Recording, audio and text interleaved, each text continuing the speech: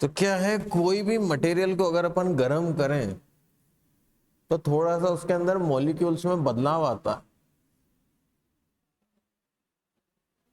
जैसे ही तापमान बढ़ता है किसी भी मटेरियल का, उसके अंदर मॉलिक्यूलर चेंजेस आते हैं। उसके कारण अगर T तापमान पे किसी मटेरियल की लंबाई है L, यदि उसका तापमान T से बढ़ा दें, कितना कर दें, T plus del T. Del T वो है जो बदलाव कर दिया, T पहले था, T प्लस डेल टी कर दिया, तो इसकी जो लंबाई है वो लंबाई हो जाएगी L प्लस डेल L। कितना तापमान बढ़ा है इसमें, डेल टी बढ़ाया, तो कितनी लंबाई बढ़ गई, डेल L। तापमान बढ़ता है तो लंबाई बढ़ती है कि घटती है, बढ़ती है। ऐसा नहीं होता, तापमान बढ़ाने से लंबाई घटती नहीं है, सामान्यतः है, हर मटेरियल के साथ यही होता है। बर्फ के साथ थोड़ा सा ऐसा होता है कि जैसे वो पानी से तापमान कम करते हैं तो बर्फ जम जाती है, तो क्रिस्टल बनते हैं, तो थोड़ा सा उसका साइज बढ़ जाता है, लेकिन फिर और ज्यादा तापमान कम करते जाएं तो उसके बाद वापस से उसका साइज कम होने लगता है। तो तापमान बढ़ेगा तो लंबाई बढ़ेगी, तापमान कम होगा तो लंबाई भी कम हो जाएगी। ठीक है। अब दुनिया में जगह बहुत है धरती पे, तो इसकी अगर तापमान बढ़ा दिया तो लंबाई बढ़ गई तो कोई समस्या नहीं है। लेकिन मान लो इसे अगर अपन ने कमरे में बंद कर दिया, कैसे बंद कर दिया, यहाँ पे दीवार बना दी है और यहाँ पे भी दीवार बना दी,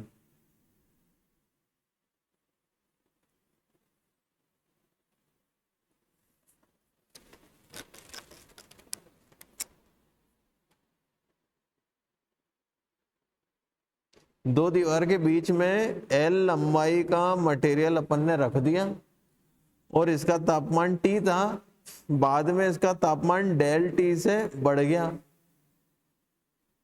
इसके कारण क्या होगा, ये फैलेगा। अब फैलेगा तो जगह कहाँ है, दीवार ने रोक रखा है। इसकी लंबाई होनी क्या चाहिए थी, L प्लस डेल L होनी चाहिए थी, लेकिन इतनी होगी ही नहीं, उसकी लंबाई L ही रह जाएगी, दबा दिया उसको। इसकी वजह से क्या होगा, इसके अंदर एक विरोध डेवलप होगा जो इसकी लंबाई बढ़ाना चाहेगा, और ये जो दीवारें हैं ये इसकी विरोध के बराबर का अंदर धक्का लगाएंगी।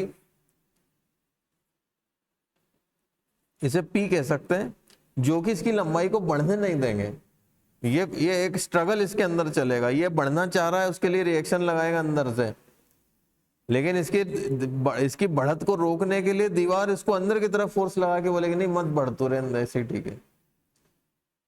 तो इसकी वजह से जो इसके अंदर स्ट्रेस डेवलप होती है, उस स्ट्रेस को क्या बोलते हैं, टेम्परेचर स्ट्रेस या थर्मल स्ट्रेस। इसमें क्या होता है, जितना तापमान इसका अपन ने बढ़ाया है, मान लो फिर इसका तापमान वापस से जितना बढ़ाया था उतना वापस डाउन कर दें, वापस से T कर दें, तो फिर इसकी बढ़ने की इच्छा खत्म हो जाएगी। फिर ये जितनी इसकी लंबाई उसी में संतुष्ट रहेगा, तो इसके अंदर जितनी भी ये स्ट्रेस बनी थी ये सब जीरो हो जाएगी। जैसे मान लो वेयर हाउस के ऊपर एक इस प्रकार का डंडा लगा हुआ है ट्रस में, जो उसका स्ट्रक्चर छत का रहता है ना। अब छत पे धूप पड़ रही है तो इसका तापमान बढ़ गया, इसका तापमान हो गया 70 डिग्री, छू के देखना हाथ चटक जाएगा। जब भी किसी वस्तु को अगर अपन छुए और अपना हाथ एकदम झटके से दूर आए, इसका मतलब उसका तापमान 70 या 70 से ऊपर है। रात हो गई तो उसका तापमान रात में कितना हो जाता है, मान लो 25 डिग्री हो गया, तो ये सिकुड़ेगी, इसकी लंबाई कम हो जाएगी। तो क्या होता है, इसको है ना ऐसे बोल्ट से कनेक्ट करके रखते हैं, ऐसा नहीं है कि इसको तुम्हारी इच्छा है तो फैल रहे हो, तुम्हारी इच्छा है तो सिकुड़ रहे हो। इसको जकड़ के रखते हैं, क्योंकि ये काय से जुड़ी हुई है, छत से जुड़ी हुई है। तो इसको यहाँ पे कील से ठोका है, बोल्ट से ठोका है, या रिवेट लगा दी है, तो इसकी लंबाई को घटने बढ़ने नहीं देते। लेकिन तापमान बढ़ने से इसकी लंबाई जो बढ़ी उसको न बढ़ने दिया जाए, अगर यहाँ पे रोक लगा दी जाए तो इसको लंबाई बढ़ाने की इच्छा होगी और उसकी वजह से क्या होगा, स्ट्रेस डेवलप होगी। इसको क्या बोलते हैं, टेम्परेचर स्ट्रेस। इसमें जो स्ट्रेस डेवलप होती है वो उतनी ही ज्यादा होगी जितना इसका तापमान चेंज होगा। चेंज इन टेम्परेचर कितना है, डेल टी है। यहां पे कितना था, 25 डिग्री और 70 डिग्री को घटा दो तो क्या मिलेगा, डेल टी। ठीक है, इसकी लंबाई कितनी है इस पर भी निर्भर करता है। यदि इसको फ्री छोड़ दिया जाता तो इसकी स्ट्रेन कितनी हो जाती, डेल एल अपॉन एल, है ना, डेल एल अपॉन एल। यदि आप कोई पूछे कि डेल टी तापमान बढ़ाने से इसकी लंबाई में कितना इजाफा आएगा, जो यहाँ पे इसकी लंबाई, अगर मान लो इसको फ्री छोड़ रखा है, इनको इसमें साइड में कुछ भी रोका नहीं है, अभी इसका तापमान टी था, इसका तापमान कितना बढ़ गया, डेल टी है, तो सिर्फ इसके कारण, और कोई फोर्स नहीं लगाया इस पे, सिर्फ इसके कारण इसकी लंबाई में कितना बदलाव आएगा। पहले एल थी, अब हो गई एल प्लस डेल एल। तो ये जो सिर्फ तापमान की वजह से डेल एल आता है ना, ये कितना आता है, अल्फा डेल टी एल, या alpha L del T, alpha L del T. इसमें जो अल्फा रहता है ये होता है कोफिशिएंट ऑफ एक्सपांशन। तो change in length due to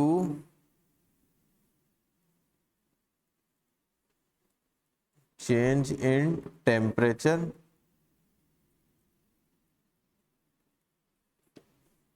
तो ये आएगा alpha L del T.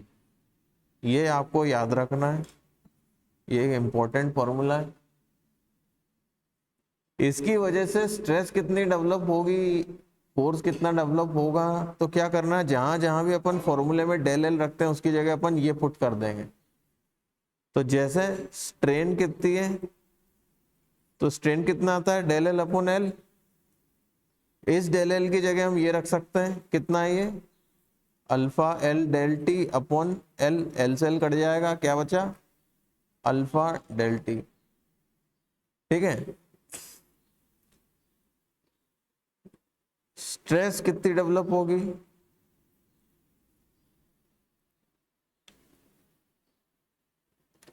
Stress का फॉर्मूला क्या है, स्ट्रेस अपॉन स्ट्रेन कितना होता है, ई होता है। तो इससे स्ट्रेस कितनी मिल जाएगी, ई मल्टीप्लाई स्ट्रेन, ई मल्टीप्लाई स्ट्रेन। तो इससे जो जो अभी स्ट्रेस डेवलप हुई है उसे अपन क्या कहेंगे, थर्मल स्ट्रेस, थर्मल स्ट्रेस।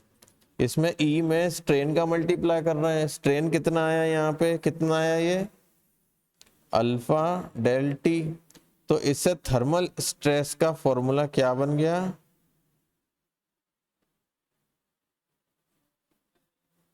ई अल्फा डेल टी।